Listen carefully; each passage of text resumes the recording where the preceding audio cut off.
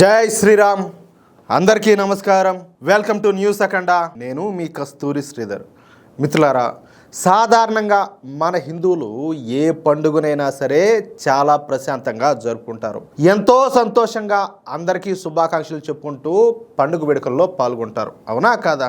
ఏదేమైనా సరే మన హిందువులు పండుగలను ఎంతో ఆనందంగా, ఎలాంటి గొడవలు కూడా తావు లేకుండా ఉన్నదానితోనే సరిపెట్టుకుని సంతోషంగా జరుపుకుంటారు. అంతేగాని ఇతరులకు ఇబ్బందులు కలిగించడం, ఇతర మతస్థులపైన దాడులు చేయడం వంటివి మన హిందువులు అసలు చేయరు. నేను ఒక మాట చెప్తా. మామూలుగా మనకు శ్రీరామనవమి రాని మన మీద దాడులు చేస్తారు, మనకు హనుమాన్ జయంతి రాని మన మీద దాడులు చేస్తారు, మనకు హోలీ రాని మన మీద దాడులు చేస్తారు, మనం దసరా చేసుకొని మన మీద దాడులు చేస్తారు, లేకపోతే మనం దీపావళి చేసుకొని మన మీద దాడులు చేస్తారు. అంటే హిందువుల పండుగలు వస్తే చాలు, దీన్ని అమ్మ నాకు దొరికిందిరా చుట్టినట్టు మన మీద దాడులు చేసేదానికి ఎగేసుకొని వస్తూ ఉంటారు. మొన్ననే బక్రీద్ అయిపోయింది.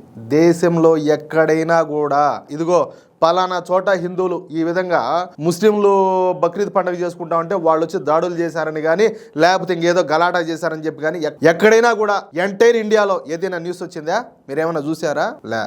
రాదు కూడా. కానీ మనం ఏదైనా పండగ చేసుకుంటే ఒకటి కాదు, రెండు కాదు, ఎన్నో చోట్ల ఎన్నో రాష్ట్రాల్లో ఇలాంటి న్యూస్ అన్ని కూడా కోకొల్లలుగా వస్తాయి.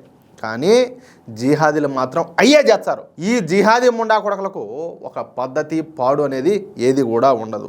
ఏదైనా పండుగ చేసుకునేటప్పుడు అది ఊరంతా తెలిసే విధంగా గొడవగా చేస్తారు. అందుకే ఈ జిహాదీగాళ్ళు ఏ దేశంలో ఉంటే ఆ దేశం నాశనం అయిపోవడం ఖాయంగా కనపడతా ఉంటుంది. వీళ్లకు మానవత్వం కానీ, నీతి కానీ, నిజాయితీ కానీ, మంచి కానీ, చెడు కానీ, విచక్షణ కానీ, ఒక పద్ధతి పాడు అనేది ఏ మాత్రం కూడా ఉండవు. ప్రభుత్వాలు అందించేటటువంటి ఉచిత పథకాలను పందికొక్కుల్లాగా దొబ్బితింటూ ఆ తిన్నది అరక్క రోడ్ల మీద పడి దొరలుతూ ఉంటారు. ఇతర మతస్థులపైన దాడులు చేస్తూ ఉంటారు. ఈ క్రమంలోనే మొన్న ఉత్తరప్రదేశ్లో అత్యంత దారుణమైనటువంటి ఒక సంఘటన జరిగింది. నిజంగా ఈ జిహాదీగాళ్ళు అసలు మనుషులా లేకపోతే జాంబీలా అనిపించే విధంగా ఈ ఘోరమైన సంఘటన అయితే జరిగింది. ఈ ఘోరమైన ఘటన మొన్న మే 28వ తేదీన అంటే బక్రీద్ పండుగ రోజు సాయంత్రం గజియాబాద్లోని కోడా పోలీస్ స్టేషన్ పరిధిలోని నవనీత్ విహార్ కాలనీలో జరిగింది. సూర్యప్రతాప్ చౌహాన్ అనేటటువంటి యువకుడికి 17 సంవత్సరాల వయసు. అంటే ఇంటర్మీడియట్ చదువుతున్నాడు. ఇతను చెప్పాలంటే చాలా బుద్ధిమంతుడని, చదువు విషయంలో చురుగ్గా ఉంటాడని చెప్పేసి స్థానికులంతా కూడా చెప్తాను. అంటే మంచి పిల్లవాడనే కదా. ఈ బక్రీద్ పండుగ వేడుకల నెపంతో నిందితుడైనటువంటి మహమ్మద్ అసద్ అలాగే వాడి స్నేహితులు సూర్యప్రతాప్ను ఒక చోటుకైతే పిలిచినారు. ప్రత్యక్ష సాక్షులు అలాగే కుటుంబ సభ్యులు చెప్పిన దాని ప్రకారం సూర్య అక్కడికి రాగానే నిందితులంతా కూడా ఆ అబ్బాయిని చుట్టుముట్టినారు. దాడికి దిగే ముందు ఈ ప్రధాన నిందితుడైనటువంటి అసద్ గాడు ఈ సూర్యను ఉద్దేశించి, నువ్వు ఎప్పుడైనా కూడా మేకను హలాల్ చేయడం అంటే మేకను కోయడం చూసినావా అంటూ అత్యంత క్రూరంగా మాట్లాడినాడంట. ఆ వ్యాఖ్య చేసిన వెంటనే అసదు అలాగే అతని సహచరులు ఈ సూర్యప్రతాప్ పైన కత్తులతో విచక్షణారహితంగా దాడి చేశారు. అంటే చూడండి, మామూలుగా హిందీలో మేకనంటే బకరా అంటారు. ఈ అబ్బాయిని పిలిపించి మేకను కోసారో లేదో పక్కన పెడితే ఆ బకరా ఈ అబ్బాయి అయిపోయినాడు. కడుపులో కత్తి దిగినప్పటికీ ఈ సూర్య తన ప్రాణాలను కాపాడుకోవడానికి దాదాపు 200 మీటర్ల దూరం రోడ్డు పైన పరిగెత్తాడంట. అసలు వీళ్ళు ఎందుకు దాడి చేస్తున్నారో, ఎందుకు పొడుస్తున్నారో ఏమో కూడా తెలియలా. ఏం అర్థం కాల అబ్బాయికి. పరిగెత్తినాడు రోడ్డు మీద ప్రాణాలు కాపాడుకునేదానికి. వీళ్ళేంద్ర ఈ మారిగా సైకోలు మారి బిహేవ్ చేస్తున్నారు, నన్ను ఎందుకు పొడుస్తున్నారు, నన్ను ఎందుకు నరుతున్నారు అని చెప్పేసి ఆ అబ్బాయికి అసలు అర్థం కాల. అయినప్పటికీ నిందితులు అతన్ని వెంబడించి కింద పడిపోయిన తర్వాత కూడా మళ్ళీ కత్తులతో పొడిచి తీవ్రంగా గాయపరిచారు. తీవ్రంగా రక్తం కారిపోతున్నటువంటి సూర్యను వెంటనే నోయిడాలోని ఒక ప్రైవేట్ ఆసుపత్రికి తీసుకుపోయినారు. అయితే పరిస్థితి చాలా విషమంగా మారడంతో అతను చికిత్స పొందుతా చనిపోయినాడు. చూడండి ఎంత దారుణం. అంటే మనోళ్ళు కూడా చాలా మంది బక్రీద్ వస్తే, రంజాన్ వస్తే ఆ బాయ్ ఈ బాయ్ లేకపోతే వాళ్ళు ఇల్లు పక్కింటి వాళ్ళు ఎవరో బిర్యానీలు పెడతారని చెప్పేసి ఎగేసుకొని పోతూ ఉంటారు. ఈ మొహవాసిన మొండమోపలారా, ఈ బిర్యానీ దొరకదు ఏడా మీరు మింగాలంటే వాళ్ళంటే వాళ్ళు చేర్చనే మీరు తినాలా? మీకు గతి లేదా? సిగ్గులే మీకు ఒకరమన్నా కూడా? ఇదిగో ఇట్లే ఉంటుంది. ప్రపంచంలో ఏ దేశం కూడా హిందూ ముస్లిం బాయ్ బాయ్ అని చెప్పేసి అందం, లేకపోతే క్రిస్టియన్ ముస్లిం బాయ్ బాయ్ అని చెప్పేసి అందం. మనం అంటున్నాం, కానీ వాళ్ళు ఏం చేస్తున్నారు?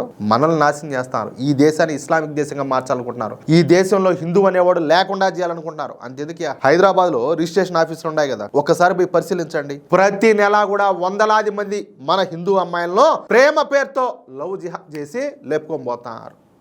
ఏంది ఇదంతా ఊరికే మామూలుగా జరుగుతుంది. కానీ ఒక్క ముస్లిం అమ్మాయి ఒక హిందూ అబ్బాయి కూడా ఈ లిస్టులో కనపడడంలే. ఒకవేళ అలాంటి వాళ్ళు ఉండారని చెప్పి తెలిస్తే ఈ జిహాదీ గుంపంతా పోయి వాళ్ళ మీద పడి దాడి చేస్తారు. మామూలుగా ఉండదు ఆ కథ. మీరు కూడా బహుశా ఆ వీడియోలన్నీ కూడా చూసే ఉంటారు. చూడండి ఈ అబ్బాయి పరిస్థితి ఏందో. 17 ఏళ్ల కుర్రాడు, మంచి భవిష్యత్తు ఉన్నటువంటి వాడిని ఈ జిహాదీ ముండా కొడుకులంతా కలిసి అకారణంగా పొడిచి మరీ చంపేశారు. ఈ ఘటనతో ఈ కోడా ప్రాంతంలో తీవ్రమైనటువంటి ఆగ్రహవేశాలన్నీ కూడా వ్యక్తమైనాయి. బాధితుడి కుటుంబ సభ్యులతో పాటు స్థానిక హిందూ సంస్థలో ఈ నిందితులను తక్షణమే ఎన్కౌంటర్ చేయాలని చెప్పేసి పెద్ద ఎత్తున నిరసనలంతా కూడా చేపట్టినారు. వాళ్ళ వయసు కూడా అంతే. వాళ్ళకి ఎవరు నేర్పించారు ఈ విధంగా హిందూ అని ముస్లిం అని చెప్పేసి, లేకపోతే వాళ్ళని విధంగా చంపాలా, వాళ్ళని ఇట్లా చేయాలని చెప్పేసి ఎవరు చెప్పారు? వాళ్ళ ఇంట్లో అమ్మా నాన్న చెప్పుంటారా? లేకపోతే వాళ్ళ ప్రార్థనల కోసం పోయిన చోట వాళ్ళు ఎవరన్నా చెప్పుంటారా? ఎవరు చెప్పుంటారు ఈ మాటలన్నీ కూడా?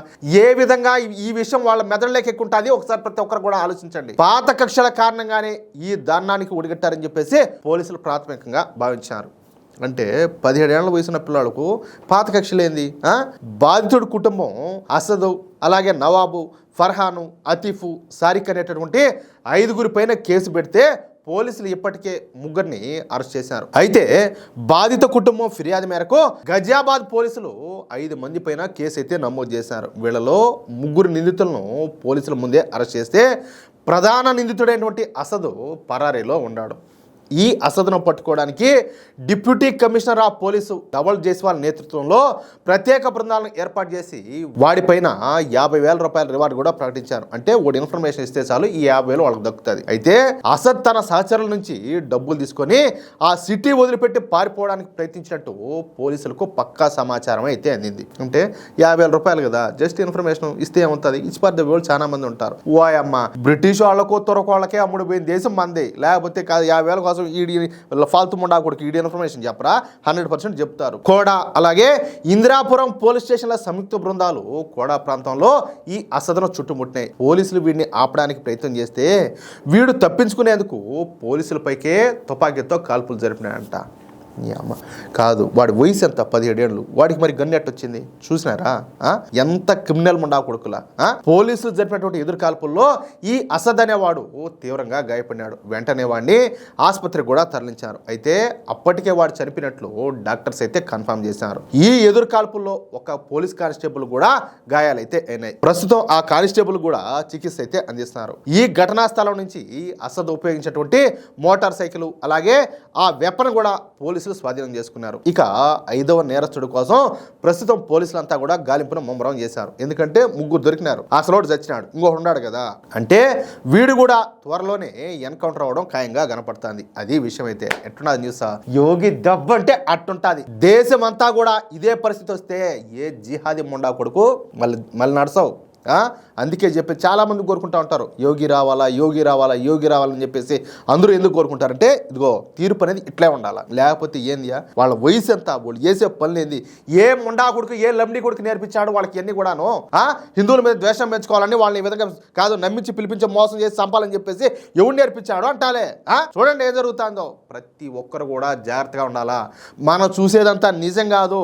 కొంతమంది ఉంటారు, ఓయమ్మ మాకు చిన్ననాటి స్నేహితుడు, మేము అంతా కూడా చిన్నప్పటి నుంచి మేము బాగున్నాం, పెరిగినాము, కలిసినాం, తిన్నాం, తాగినామని చెప్పేసి మాట్లాడుకుంటూ ఉంటారు. నీ టైం కూడా ఏదో ఒక రోజు రాసి పెట్టే ఉంటుంది. ఒకవేళ మీ బంధువులు కానీ మీ పిల్లలు కానీ ఇలాంటి వాళ్ళతో స్నేహం చేస్తూ ఉంటే దండం పెట్టినా వాళ్ళ కాళ్ళు పట్టుకునైనా కూడా వాళ్ళ దూరంగా పెట్టండి. లేకపోతే మీ ఇష్టం మీదే. అది విషయం. అయితే మిత్రులారా, ఈ వీడియో కనుక మీకు నచ్చినట్లయితే వెంటనే ఈ న్యూస్ను లైక్ చేసి మీ మిత్రులకు మీరు ఉన్నటువంటి వాట్సాప్ గ్రూపుల్లోనూ అలాగే ఫేస్బుక్ గ్రూపుల్లో తప్పనిసరిగా షేర్ చేయండి. అలాగే యోగి తీసుకున్నటువంటి ఈ నిర్ణయం పైన అంటే ఈ ఎన్కౌంటర్ పైన మీ అభిప్రాయం ఏంటో ఖచ్చితంగా కామెంట్ రూపంలో తెలియజేయండి. అలాగే ఇంతవరకు మీరు కనుక మన ఛానల్ను సబ్స్క్రైబ్ చేసుకున్నట్లయితే ప్రతి ఒక్కరూ కూడా మన ఛానల్ను సబ్స్క్రైబ్ చేసుకోండి, సపోర్ట్ చేయండి ప్లీజ్. జై శ్రీరామ్, జై హింద్, భారత్ మాతాకి జై.